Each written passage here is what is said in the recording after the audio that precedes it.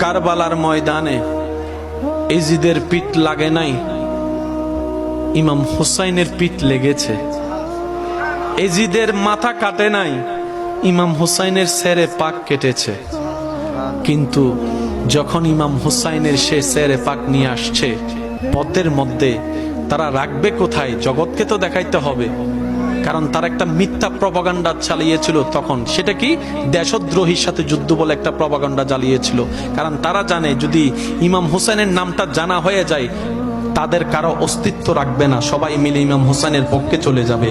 এটা তাদের জানা ছিল, নামটা তারা ভিন্ন করে দিয়েছে।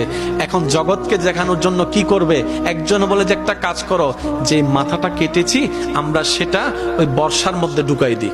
বর্ষার মধ্যে যখন ঢুকাই দিব, দূর থেকে মানুষ দেখবে। এবার বর্ষার মধ্যে ওনারা অপমান করার জন্য মাথাটাকে ঢুকাই দিল, তীরের আগায় করতে ওই লাঠিটা উপরে নিয়ে গেল।